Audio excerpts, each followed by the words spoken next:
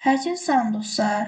Bugünkü videoda mən sizə VS Code'da yaratdığımız bir web saytı necə rahat bir şəkildə dərc edə biləcəyimizi öyrədəcəm. İlk olaraq VS Code'a daxil oluruq. Məsəl üçün buradan bizim yeni bir fayl yaradaq. Bunun üçün open folder edirik, download siyahısına gedirik. Buradan new folder düyməsinə basırıq. Folderimizin adı olsun, məsələn website qoyuram. Website 2 olsun. Bunu select folder edirəm. Bunları X deyə bilərik ki, pis görünməsin. Və burada məsələn index.html faylı yaradırıq. Buradan şurada dokument yox. Buraya yazaq məsələn test website bu şəkildə. Burada h1-lə bu bir testdir yazaq. Bu bir testdir.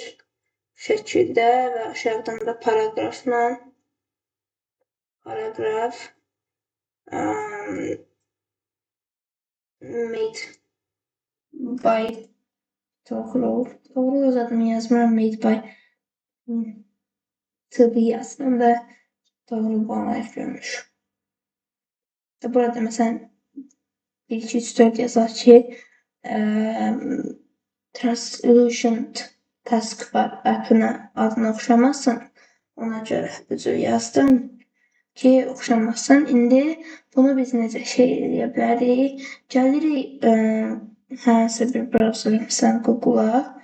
Burada Netlify'a daxil oluruq və burada linki görürsünüz. Start building'a basırıq. Əgər login olmamışsa login ola bilərsiniz. Məndə avtomatik remember-me ilə başlayır. Burada mənim izlədiyim yüzlərlə website. Yüzlərlə demək onlarla website var. 25-dən səhv eləməmsə. İndi yeni layihə yaratmaq üçün ən asan yolu buradır. Browse to upload. Buradan website 2 faylı görürük. Bunu upload edirik. Upload. İndi bura gəlir. İndi məndə yaratmışam deyə ikinci page gələcək. Buradan gəldi. Artıq adı pis xoşunuza gəlmirsə, gəlirik bunu dəyişə bilərik. Məsələn, test qoyuruq. Update project name. Deyək ki, bu var. Onda test tıbbı 1, 2, 3, 4 qoyaq. Məncə bu olmaz da. Bu ad uyğundur. Artıq biz bunu paylaşdıq. Pulunuz varsa yeni domain ala bilərsiniz, amma mən indi bura keçirəm. Finish later və bura gəlib search edə bilərik. Nə idi adımız? Test tıbbı 1, 2, 3, 4 nöqtə netlify.app. Burada paylaşdığınız bütün websaytların adı belə olacaq. Əgər domain almamışsınızsa. İndi bunu enter bastır və bu bir testdir. Made by tb123. Gördüğünüz kimi bizə həmin web saytı verdi. Bu şəkildə bayaq da bizim etdiyimiz idi.